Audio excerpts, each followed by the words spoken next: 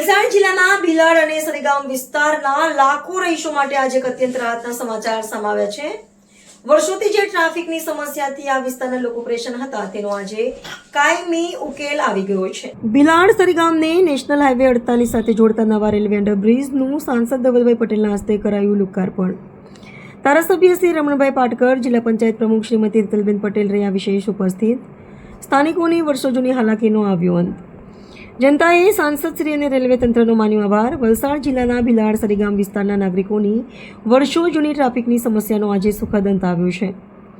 ભારત સરકારના રેલવે મંત્રાલયના હેઠળના DFCCIL તેમજ પશ્ચિમ રેલવે વિભાગ દ્વારા વલસાડ જિલ્લાના ભીલાડ સરીગામને નેશનલ હાઈવે નંબર 48થી જોડતા નવધારિત રેલવે અંડરબ્રિજનું આજે એક ભવ્ય સમારોહમાં લોકાર્પણ કરવામાં આવ્યું હતું.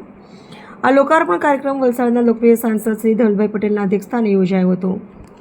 આ પ્રસંગે ઉમરગામના લોકલાડીલા ધારાસભ્ય શ્રી રમણભાઈ પાટકર તેમજ વલસાડ જિલ્લા પંચાયતના પ્રમુખ શ્રીમતી રીતલબેન પટેલ વિશેષ રૂપે ઉપસ્થિત રહ્યા હતા.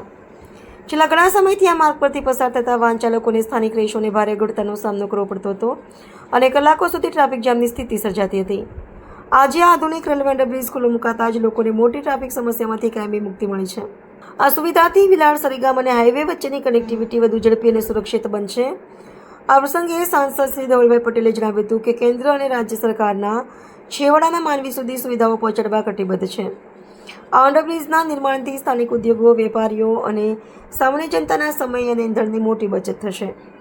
આ લોકાર્પણ પ્રસંગે હર્ષોલ્લાસ સાથે ઉપસ્થિત સ્થાનિક નાગરિકોએ સાંસદ શ્રી ધવલભાઈ પટેલ, ધારાસભ્યશ્રી અને રેલવે પ્રશાસનનો દિલથી આભાર વ્યક્ત કર્યો હતો.